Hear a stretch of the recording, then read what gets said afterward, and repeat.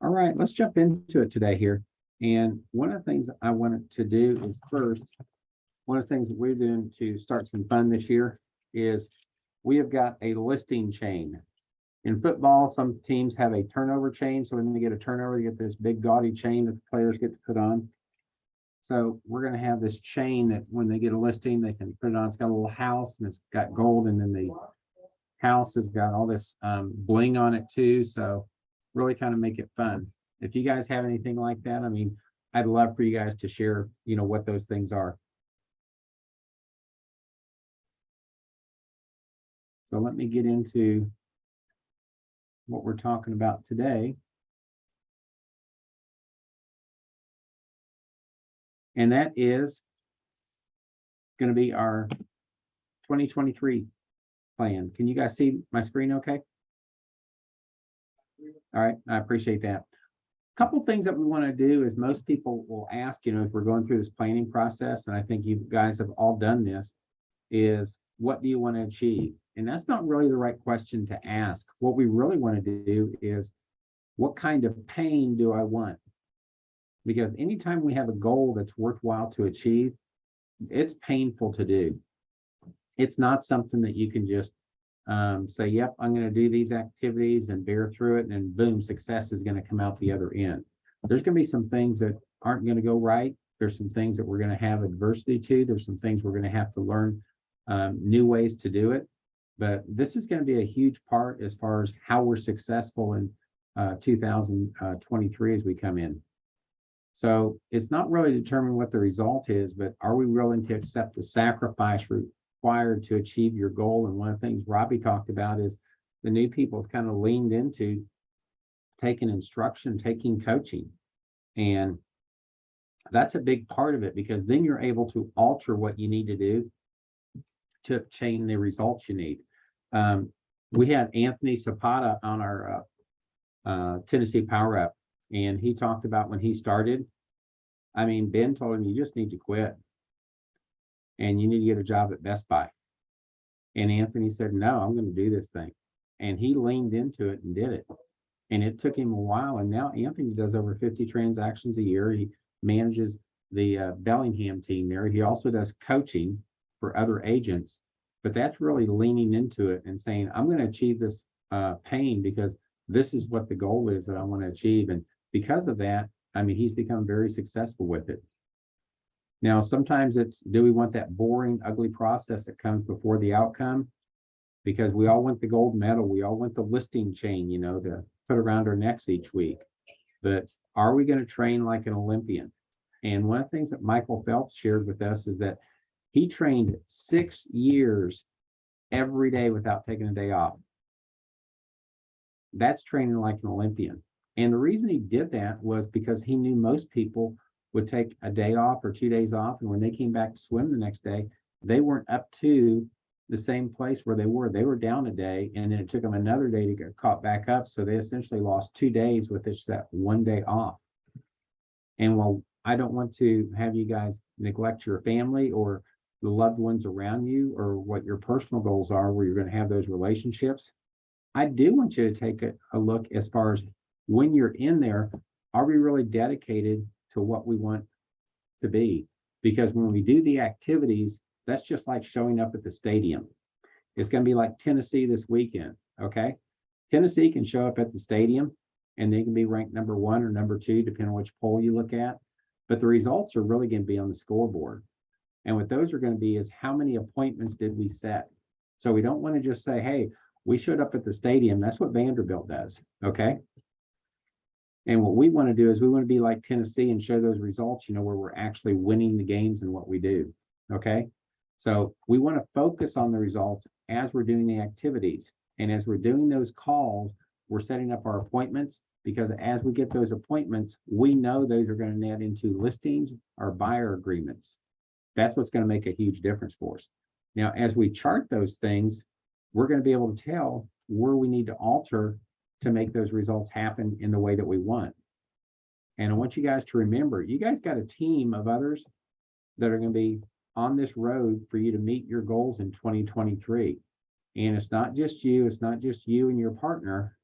that's there, but it's also a whole group of different things. We've got systems of accountability. We've got our Brivity reporting. And one of the things you guys are going to see is an agent dashboard, which is absolutely fantastic. You guys are going to be seeing where your production is, where you got your calls in, what open houses you've done, where you're at to your goals. So you're going to be able to track this just by going into Brivity and seeing it.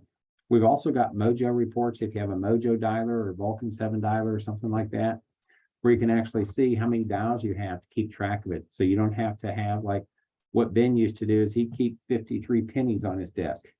And every time he'd make a call, he'd move a penny over because he knew it took him 53 dials to get an appointment. So that's how he would keep track of it. And if it wasn't an appointment, by the time he moved all 53 pennies over, then he would sit there and take a look. Okay, what's wrong with my scripts? What am I not doing? How do I need to refocus? But by these reportings, we've got that same kind of thing that shows up for us. We've also got our team accountability meetings where we go in, we talk about, these are the results that we had last week. And then you get your weekly review with your partner too. And then most importantly, is your own 411 tracker. That's where we put our yearly, our monthly, and then our weekly activities and results. And then we go in and we put our second part of it, which is week 2 after we did week 1. And if we're not making those goals in that first 2 weeks, then we've got that 15th protocol column. And what that is that I'm not making the results I want. What have I got to do differently for the rest of the month to get back on track and achieve those? And again, you guys just have so many resources. You've also got the video library that we have, where we got 2.5 years of videos that you can go back to. But most importantly, you've got your partner there and your other team members.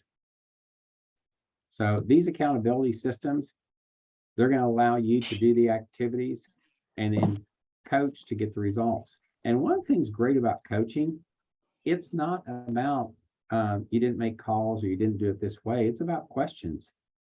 And it could be something that says, hey, you made your open houses last week. Great job. You did 3 instead of 2. On your Brivity dials, you said you would do 50 to your sphere, and you did 55. That was a great job. On your expired dials, it said that you would make 160, and you made 60. But you still got your appointments, and you also got a listing. So let me ask you, was it something where you got tied up with making the listing or doing the Brivity calls because you exceeded that, or the extra open house where you weren't able to do the expired calls?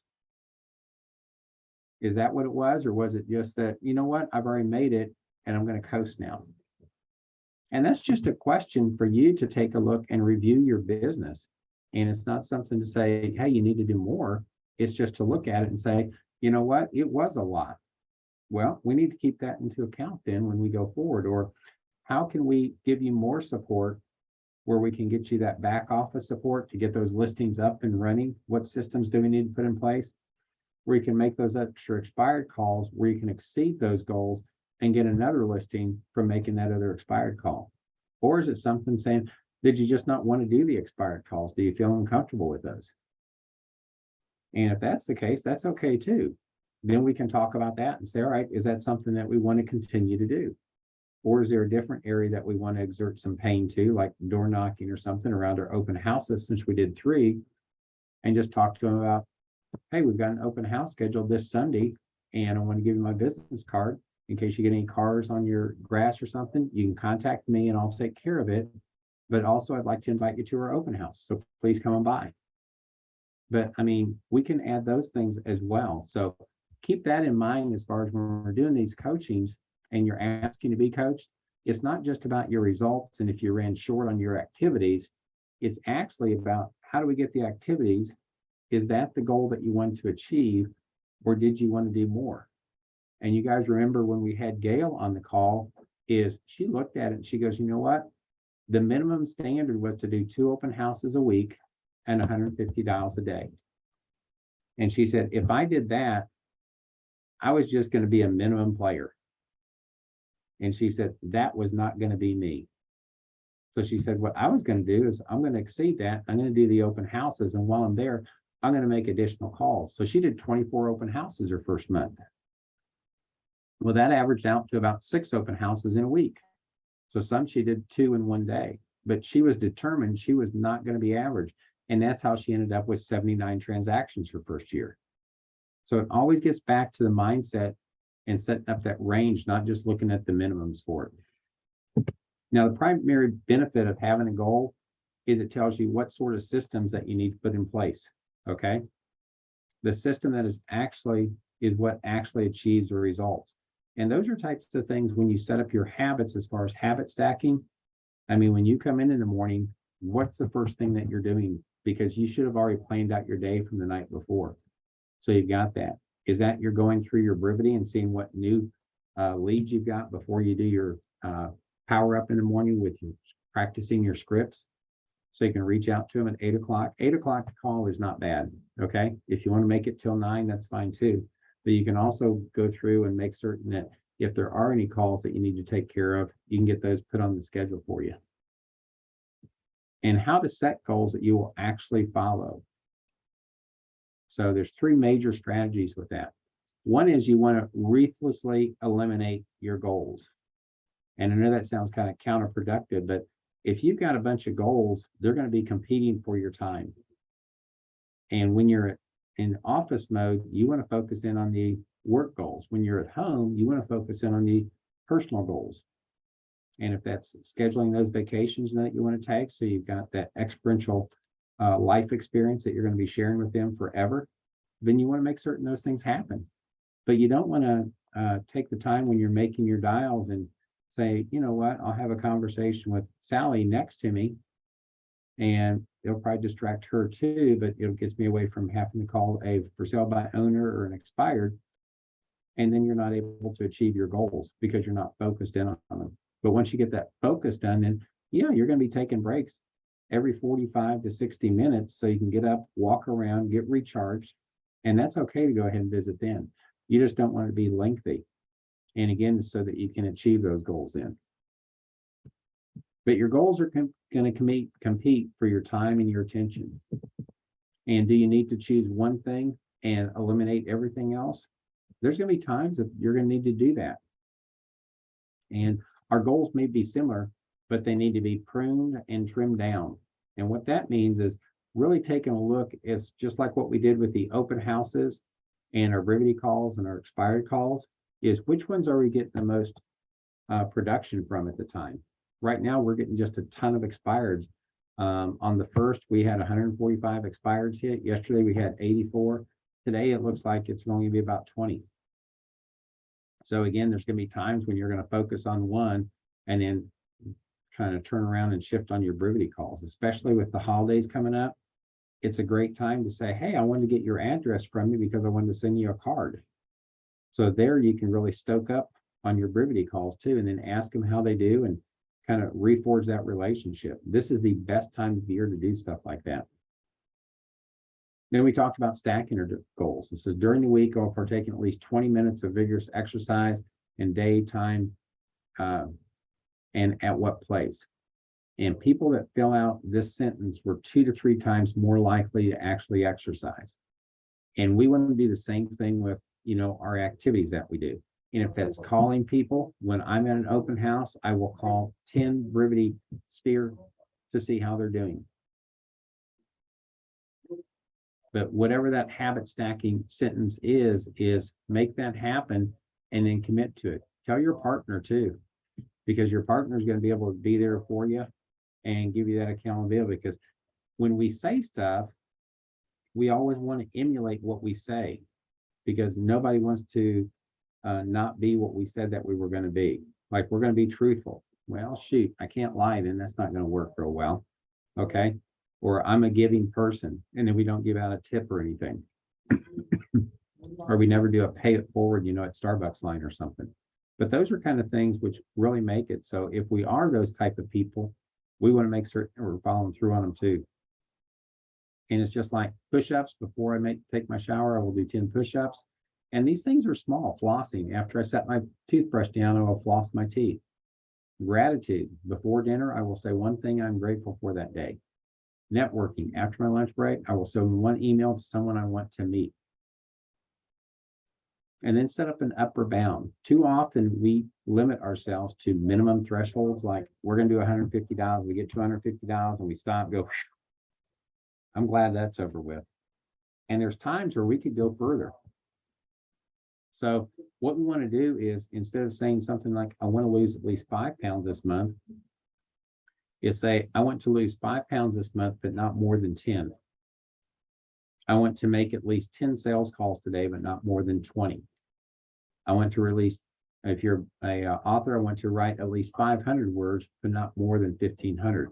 Because if we go over that, then we could get burned out. But if we stay in that range, that makes it comfortable for us.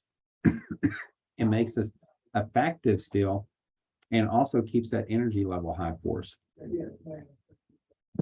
So I want you guys to ask yourself, are you going to be a minimal producer, or are you going to be a top producer as far as what you want to achieve? So I'm going to open it up for questions with that, or comments. Kind of tell me where your mind is. I think a lot of times people get so focused on the call numbers, and the only reason we track call numbers is if you're not having enough contacts. And so you have to, and then if you're not having enough contacts, or you're not setting enough appointments, we go to contacts. And so it's a trickle down effect. And we start off with how many calls are we making? And this is a little sideways, so I apologize. But I know with our team, like, we talk about call numbers, because call numbers are so low. And then when you almost graduate to where it's the conversation of contacts, well, how many contacts am I having? Am I having enough call numbers to have enough contacts? And then you graduate to appointments. Well, how many appointments am I setting? From their closings, how many closings am I getting? And so with our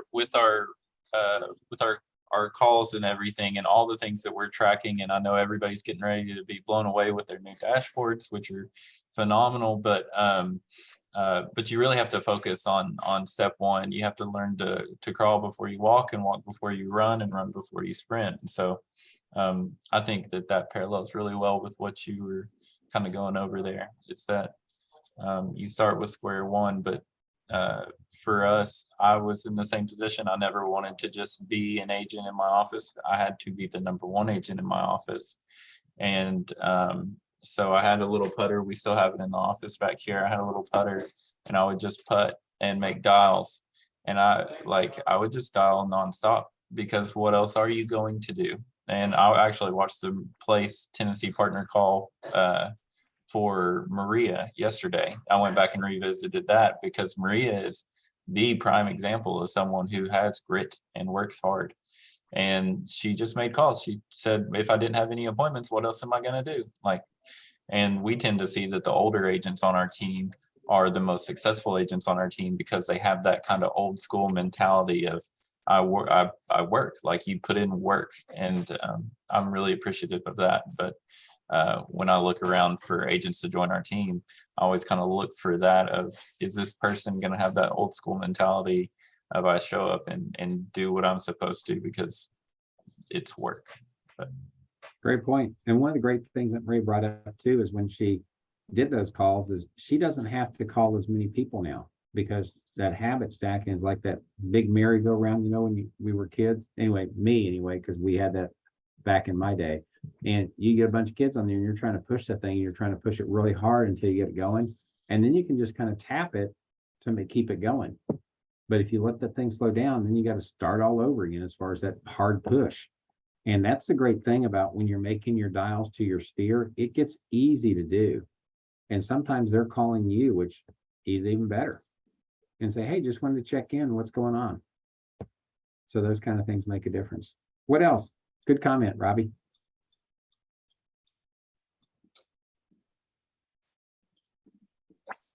Ben mentioned that we are all ISAs in a down market. And so you have to embrace that also. Is something I would add, is that none of us have earned the right not to make calls. Like, not one of us, not myself or US or anyone on the call. We have to put our head down and be the ISA that's going to set the appointments for us. Absolutely. Okay. All right, Michael, you got anything to add?